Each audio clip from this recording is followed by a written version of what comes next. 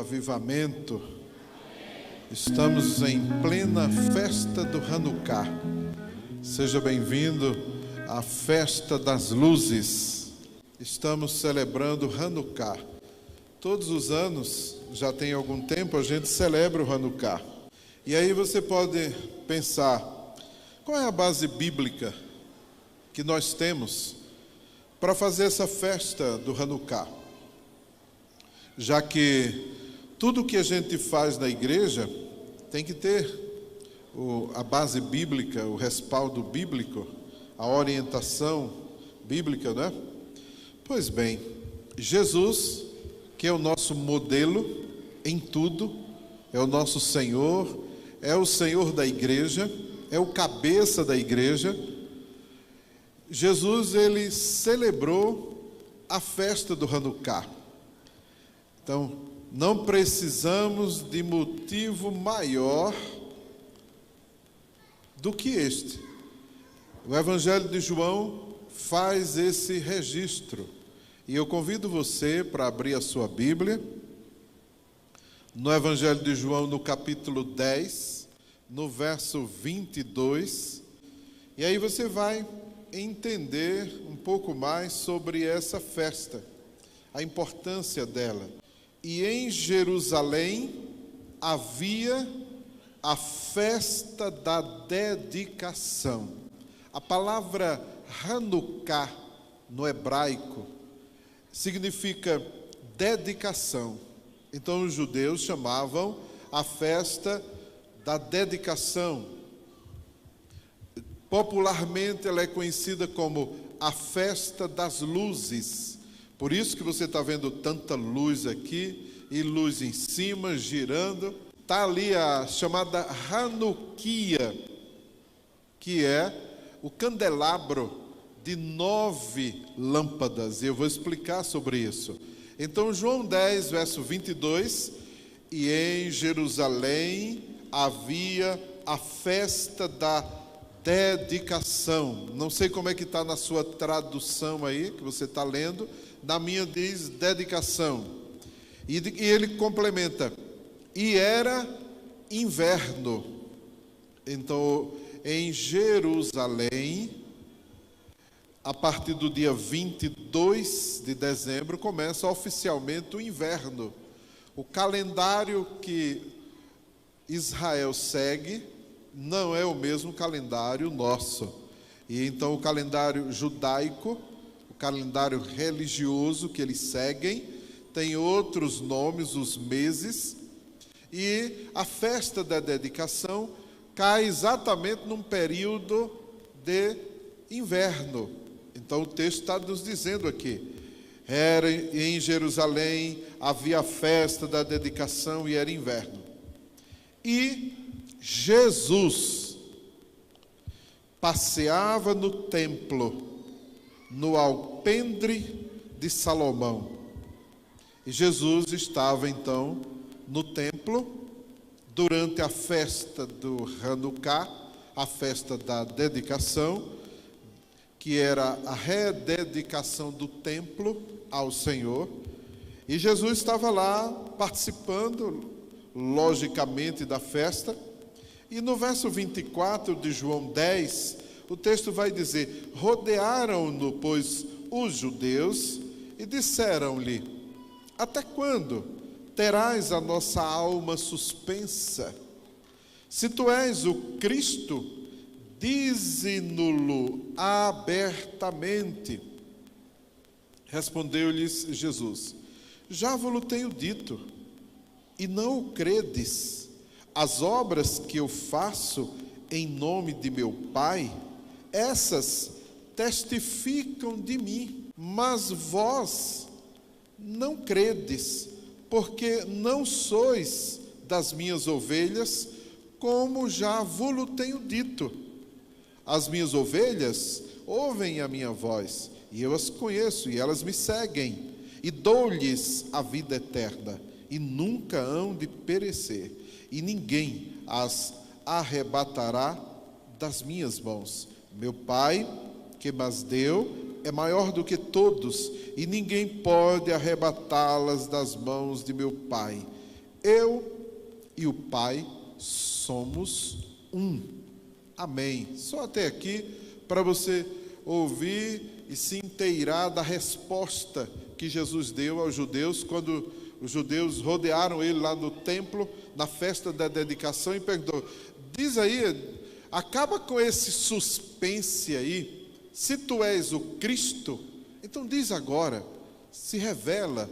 Então a festa do Hanukkah, para o cristianismo, foi um momento em que Jesus teve a oportunidade de falar diretamente com os judeus no templo e dizer que ele era o Messias, ele era Deus. Então a festa do Hanukkah é a festa da revelação também. Então é a festa das luzes. A festa do Hanukkah é a festa da dedicação. Aí algumas pessoas dizem assim: então o Hanukkah é porque para o judeu não celebrar o Natal, aí celebra o Hanukkah. Não, o Hanukkah não tem nada a ver com Natal. Até porque o Hanukkah começou no ano 167 antes de Cristo. E o Natal começou no ano 350 depois de Cristo. Então não tem nada a ver uma coisa com a outra. E nós não celebramos o Natal, já tivemos oportunidade de falar sobre isso, e agora é também oportunidade de dizer por que a gente não celebra o Natal. Nós não celebramos o Natal por uma questão de princípios que nós decidimos manter, pois a gente tem alguns motivos para a gente não celebrar o Natal. Deixa eu dar alguns aqui. Nós não concordamos com os símbolos do Natal. Nós não concordamos com guirlandas, porque nós sabemos a origem dela. Quando a gente não sabe, aí a gente passa tranquilo. O problema é quando você passa a saber de onde é que essas guirlandas vieram. Quando a gente começa a olhar para essas bolas de Natal e a gente sabe de onde elas vieram, da cultura saxônica pagã. Quando a gente começa a olhar para os símbolos do Natal e vê lá o Papai Noel, a gente sabe que isso é mentira. Então como é que a gente vai celebrar o Natal? Como é que a gente vai trazer esses adereços todos para dentro da igreja e ainda celebrar o Natal? Imagine, eu estive numa igreja nos Estados Unidos e o pastor da igreja se vestiu de Papai Noel e cantou o Jingle Bell lá e tal, e distribuiu presentes para a criançada, e eu fiquei vendo aquilo ali e disse: meu Deus, está difícil. E aí quando você sabe, aí você fica, sabe, a sua alma fica que, peraí, eu não posso concordar com um negócio desse, muito menos ensinar isso. Quer um outro motivo? Nós não concordamos com as mentiras do Natal. Não tem nada de rena voadora, não tem nada de Papai Noel dando presente para ninguém, isso é mentira. E a história do Papai Noel, se você lê em qualquer enciclopédia, a revista super interessante fez um levantamento histórico do Natal, e eles não são evangélicos, não tem nada a ver. E eles falam da cultura, do que era o Natal. E o Papai Noel nada mais era do que um senhor rico que provavelmente aliciava duas crianças e dava presente para elas. Um pedófilo, muito provavelmente. E a gente vai estar exaltando a pedofilia de um Papai Noel que não existe? E aí vamos dizer para a criança: olha, se espere que o Papai Noel vai descer da chaminé. Que chaminé? Não tem nem chaminé nas nossas casas. É o pai, coitado, que se mata trabalhando e é explorado nesse período chamado de Natal para comprar um presente para o seu filho, porque se ele não comprar o presente, ele vai se sentir o pai mais infeliz do planeta, e a criança vai se sentir a criança mais infeliz do mundo, porque não teve um presente de Natal, e a mídia está dizendo aí, e Papai Noel está aí, e há poucos dias eu vi a matéria, o Papai Noel aqui no Brasil, preso por pedofilia, atentando contra uma criança, sentando a criança no colo, o resto você imagine. E tem pais que pegam os filhos e vai lá, dá para o Papai Noel. Não, gente, espera aí. Eu não concordo com um negócio desse. Não concordo com as mentiras do Natal. Jesus não nasceu no Natal, gente. Jesus não nasceu no inverno. Jesus não nasceu nesse período. Quer mais? Nós não concordamos com a festa por se tratar de uma adaptação, absorção e um sincretismo religioso através de uma estratégia política inteligente do imperador romano Constantino, que usou os cristãos para ganhar a guerra dele lá, contra os inimigos que estavam invadindo Roma, e aí passou a defender o cristianismo e declarar o cristianismo como religião oficial do Império Romano. E aí ele teve um problema a administrar, porque naquele período as outras religiões celebravam as suas festas, e eles cismaram que o cristianismo precisava de uma festa. Naquele período se celebrava a festa, o culto ao deus Apolo, o deus Sol. Naquele período, os povos pagãos que viviam em Roma, eles adoravam o deus Saturno, e era a festa das Saturnália. Eles tinham também o culto à deusa Sol, Mitra, e eles tinham Natalis Solis Invicti, o culto ao deus Sol. E eles celebravam isso há muito tempo já. Quando o cristianismo passa a ser a religião oficial do Império Romano, agora o cristianismo foi imposto, não foi por conversão, mas foi por imposição aos povos. Os povos queriam celebrar suas festas. E aí o imperador Constantino ficou com um problema. O que é que eu faço agora? Porque se eu proibir esse povo de fazer essas festas, eles vão se revoltar. Vai ter uma rebelião no império e eu não quero isso. E eu preciso impor essa religião para eles. Então vamos fazer o seguinte: cria uma festa só para todo mundo. Aí ninguém reclama de nada. E aí, provavelmente, as autoridades cristãs disseram: mas não aconteceu nada nesse dia, invente, ora. Então vamos celebrar o nascimento de Jesus, porque estão celebrando o nascimento do Deus Sol, estão celebrando o nascimento do Deus no céu. Aí começou: então bota Jesus para nascer em dezembro, mas era inverno. Não tem problema. Quem é que está falando que está errado aí? Manda matar. Muitos cristãos morreram por isso. Aí chega um Papa, ano 350, 25 de dezembro de 350, o Papa Júlio I oficializou o Natal e disse: a partir de agora todos os cristãos vão celebrar o Natal, e acabou. Jesus nasceu em dezembro e eu não quero outra conversa aqui. Quem for contra vai para o inferno, e vai logo, porque eu já vou mandar matar e já despachar. E aí foi passando o tempo e as pessoas começaram a ter que adotar o Natal, porque senão morria. E o tempo foi passando e as pessoas foram absorvendo isso como natural. Agora, é natural para o cristão saber de tudo isso? e se vestir de Papai Noel, cantar ro, ro, ro e dizer para as crianças que Jesus nasceu em dezembro? Vocês entenderam? Mas nós não vamos criar um caso com isso. A Bíblia não tem festa de Natal. Pode procurar. A Bíblia não manda celebrar Natal.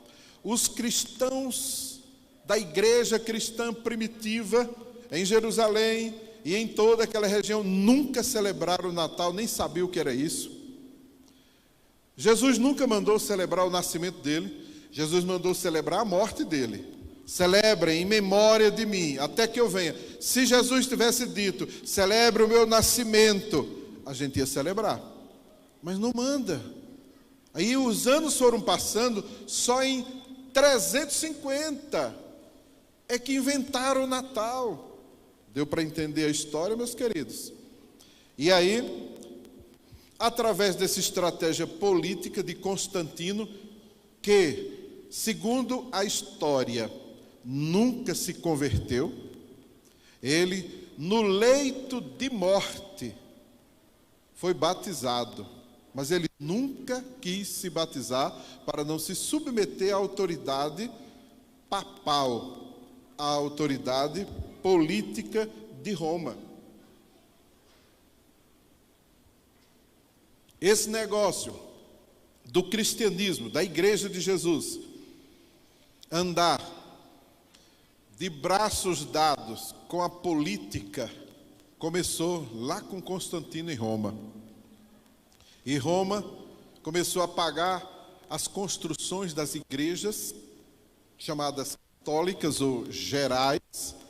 E aí Roma começou a pagar e os cristãos começaram a gostar disso. E por isso que tem hoje ainda muitos pastores que vivem correndo atrás de político para ganhar. Vocês sabem o que eu estou falando. E nem preciso detalhar o que eu acho uma vergonha. Jesus nunca mandou ninguém fazer isso. E nós não precisamos disso. Dá um amém aí se você concorda. Muito bem. Então essa é a história do Natal. Natal não tem nada a ver com Hanukkah.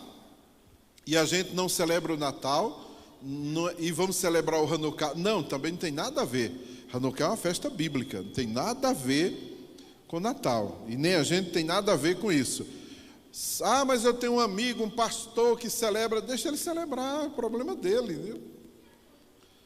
Ah, porque tem um peru de Natal e pode me chamar, eu como o peru todinho se eu aguentar. Não tem nenhum problema com isso, mas não vou entrar nessa, nem vou inventar uma mentira. De jeito nenhum. Deu para entender aí? Agora, o Hanukkah é outra história. Coincidentemente, a festa do Hanukkah aconteceu no inverno. E aí não tem nada a ver com o Natal, como vocês já sabem. E a gente celebra o Hanukkah porque Jesus estava lá no templo celebrando a festa das luzes. E a gente resolveu celebrar. Nós também não somos judeus. E o desejo do nosso coração é que os judeus conheçam a Jesus como o Messias e se convertam. Então a gente não vai entrar nessa e se converter ao judaísmo, não tem nada a ver. Nós sabemos muito bem, de lá o cristianismo já saiu, não é para voltar. Deu para entender a mensagem? Então nós somos cristãos e ponto final. O Hanukkah é uma festa bíblica, tem seu registro na história, tem o seu registro até em livros apócrifos que a Igreja Católica usa, está lá nos apócrifos de Macabeus 1 e 2. Então a gente não tem nada a ver com o livro apócrifo, não inspirado por Deus, e a gente não tem nada a ver com a questão do judaísmo, nem estamos judaizando a igreja. Nós estamos pegando o texto de João 10 e estamos celebrando a festa das luzes e estamos ensinando a igreja a base, o fundamento de tudo isso. Dá um amém aí. Quem quer aprender mais sobre isso? Levanta a mão assim. Pronto, muito bem. Então vamos lá. O Hanukkah é uma celebração de um milagre. Eu diria que tem mais de um milagre no Hanukkah. essa dedicação, essa festa, ela tem sua origem no ano 167 a.C. Jerusalém vivia sob o domínio do império dos Seleucidas, o império da Síria. Síria é um país que existe até hoje, vizinho lá a Israel. Então quem já foi lá já sabe, quem conhece a geografia e história vai também saber de tudo isso. E naquela época, eles dominavam aquela região. E Jerusalém pagava tributo à Síria para viver em paz. Mas, num belo ano, o governo mudou. E assumiu um ditador maluco, Antíoco Epifânio IV. E esse ditador maluco, cruel, ele cismou da bola e disse: agora eu quero que todos os povos conquistados por nós adotem a religião grega, adotem a filosofia grega, adotem a mitologia grega, porque eles tiveram toda a influência do Império Grego. E aí vieram com essa história para os judeus. Estou resumindo aí para você ir entendendo. E aí o que aconteceu? Eles chegaram em Jerusalém e disseram: agora vocês vão adorar o deus grego Zeus. E agora vocês vão comer carne de porco. Vamos acabar com esse negócio aqui. E agora vocês não vão ter mais shabat, coisa nenhuma. Tem que trabalhar no sábado e direto. Agora vocês não vão poder ensinar a Torá. Agora vocês também estão proibidos de entrar no templo. Restou o que para eles? E eles chegaram num vilarejo e o sacerdote Matatias, os soldados chegaram, o sacerdote era o líder do povoado, do vilarejo, e eles chegaram e disseram: agora vocês vão todos se ajoelhar diante da estátua de Zeus. E para provar a fidelidade ao rei da Síria, a Antíoco Epifânio, vocês ainda vão comer a carne de porco que a gente vai servir aqui. Aí o sacerdote foi para frente para se ajoelhar, pegou uma espada e arrancou a cabeça do soldado. E o vilarejo pulou em cima dos soldados e matou os soldados. O sacerdote disse: agora o exército da Síria vai correr atrás da gente e eu tenho que fugir. Pegou os filhos e fugiu. E foram se esconder. Quando Antíoco Epifânio IV soube disso, mandou um destacamento procurá-los em tudo que era lugar. E começou a matar os judeus enforcados, porque eles não estavam querendo se dobrar à estátua de Zeus. Hanukkah tem muito mais história para a gente aprender, viu, gente? E aí o que aconteceu? Os judeus camponeses, povo pacífico, não sabia lutar, não sabia como, mas eles conheciam muito bem a geografia da Terra Santa, conheciam muito bem a cidade de Jerusalém e todos os túneis. 3 anos de guerra, 3 anos de luta, e o milagre aconteceu. Eles, os judeus, conseguiram derrotar o poderoso exército da Síria.